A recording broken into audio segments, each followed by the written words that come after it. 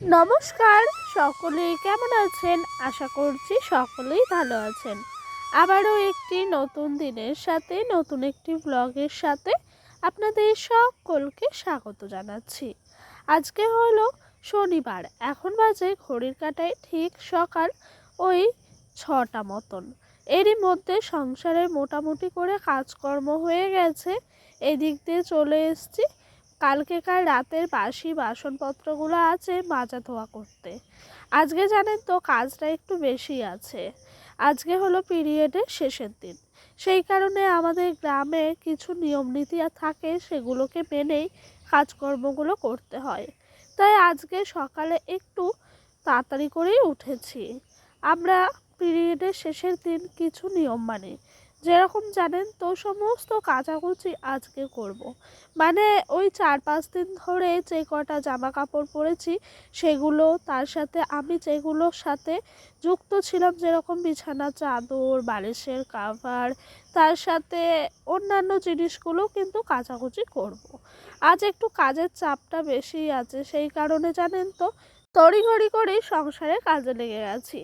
আপনাদের সঙ্গে গল্প করতে করতে ওদিক দিয়ে কালকেকার রাতের বাসি বাসনপত্রগুলো মাজা ধোয়া হলো, ঘরে তাদের নিয়ে গেলাম, জায়গা মতো রেখে দিয়েছি।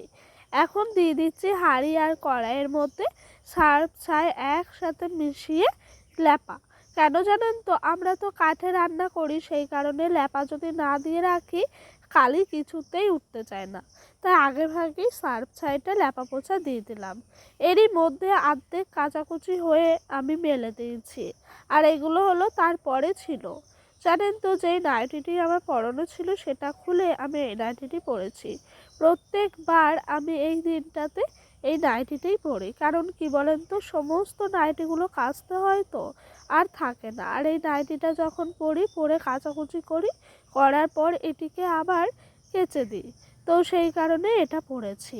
এই যে বিছানা চাদর, বালিশের ওয়ার সমস্ত কিছু এনেছি, তার সাথে ডোডোরও কিছু জামা কাপড় আছে, ওর বাবারও আছে। আর জানেন তো অর্ধেকটা এর আগে কেচে নিয়েছি। ওদিক দিয়ে ডোডোর বাবা আমাকে আসছে আর বলছে তোমার কাজ বাড়িয়েছি। কী কাজ জানেন, আজকে সংসারের কাজ তো একটু বেশিই আছে, সেই কারণে আমি ভাবছিলাম যে একটু সিম্পল রান্নাবান্না করব। তবে ওই আর কি, ছেলেদের মন সামনে পেয়েছে, চুনো মাছ নিয়ে নিয়েছে, তো আর কি করব, ফেলে তো আর দেওয়া যায় না। সেই জন্য আমি একটু রাগ হয়েছিলাম প্রথমে, তারপরে আর কিছু বলিনি। যাই হোক, নিচে আশা করে বেশি কিছু বলাও যাবে না। আর মাছগুলো জানেন খুব ভালো ছিল। এই মাছগুলোর মাঝে একটি পুঁটি মাছ ছিল, ওই মাছটা রেখে দিয়েছি। এই দেখেন, ওই দিক দিয়ে কাচাকুচি করে মাছটা বেছে নিয়েছিলাম। আর কিন্তু আমরা ঘরে ঢুকি না, কাচাকুচি যখনই বের করে নিয়ে আসি ঘরে আর ঢুকবো না। তো এই যে স্নান সেরে নিয়েছি একেবারে ফ্রেশ হয়ে, কালকে এই নাইটিটি কেচে রেখে দিয়েছিলাম। জানেন তো আগের দিন একটি নাইটি কেচে রাখা হয়, মানে কেচে ওই বেলাটুকুই হয়, তারপরে আমার শাশুড়ি মা তুলে নিয়ে নিচের ঘরে রেখে দেন। তারপরে স্নান টান হয়ে গেলে বাইরে এসে তখন ওই নাইটিটি নিয়ে পরনে দিই। তো সেই কারণে এই নাইটিটি কালকে কেচে রেখেছিলাম। এরই মধ্যে আমার শাশুড়ি মা রান্নাবান্না মোটামুটি করে গুছিয়ে নিয়েছে। তবে ডোডোবাবুর এখনও অবধি খাওয়া হয়নি। আমি যতক্ষণ না ওকে খাওয়াবো ও ততক্ষণ খাবে না, জানেন তো। ওকে খাইয়ে দিতে হবে তবেই খাবে, তবে অন্য কেউ যদি খাওয়াতে চায় তাও কিন্তু খেতে চায় না। যাই হোক, আমি কিন্তু স্নান সেরে নিয়েছি, এখন সিঁদুরটাও পরে নিচ্ছি। এখন বাজে বেলা 11:15 মতো। লেগেছি কাজে আজকে সেই 5টার সময়। কাজ হলো বাসি কাজ সেরে কাচাকুচি করে স্নান সমস্ত কিছু ওই বেলা 11টার সময়। ওদিক দিয়ে চুলটা একটুখানি বেঁধেই সিঁদুরটা পরেছিলাম। তারপর চুল তো আর খোলা রাখলে হবে না, ডোডোকে খাওয়াতে হবে, নিজে খাবো, তাই দেখেন চুলটাকে একটু গুটিয়ে নিচ্ছি। আর ওই দিক দিয়ে চলেন, শাশুড়ি মা রান্না করেছে, আমি জিজ্ঞাসা করছি কি রান্না করেছেন, তো উনি বলছে রান্না করেছি আলু চচ্চড়ি, বরবটি চচ্চড়ি একসাথেই, মানে চচ্চড়ি। আর এই দিক দিয়ে 3টে থালাতে ভাত বেড়েছে, এই যে এই চচ্চড়িটি করেছে। আর এখানে শ্বশুর মশাইয়ের জন্য কালকে যে ডালটি আমি করেছিলাম পাটের ঘি, তো রান্না মোটামুটি করে অর্ধেক হলো। এখন যাচ্ছি একটু বাড়িতে হাইব্রিড গাছের ধনে পাতা আছে, নিয়ে আসতে চুনো মাছের পাতুরি করব, দেব। আর আজকে এত হাওয়া দিচ্ছে কি বলবো, পুরো হাওয়া চারিদিক। যা কেচেছিলাম সকালে সব শুকিয়ে গেছে, এত খুশি লাগছে কি বলবো তোমাদের। চলো ধরো ভাতাগুলো তুলে নিই। তো এই যে দেখেন আমাদের বাড়িতে এই গাছগুলো লাগানো আছে কেন জানেন তো, এই যে চুনো মাছের পাতুরি বা অন্যান্য কিছুতে ধনেপাতা লাগে। তবে এই সিজনটাতে ধনেপাতা তো পাওয়া যায় না সচরাচর, হয়তো পাওয়া যায় খুঁজলে পরে, দামটাও কিন্তু অনেকটা বেশি। আমাদের গরিব মানুষের কাছে আকাশ ছোঁয়া। তাই বাড়িতে হাইব্রিড ধনেপাতার গাছ লাগানো আছে, একদম ধনেপাতার মতো সেন্ট, ভীষণ ভাল লাগে। তো এই যে সমস্ত কিছু মশলা দিয়ে মাছ, পেঁয়াজ, লঙ্কা, ধনেপাতা ম্যারিনেট করে নিচ্ছি।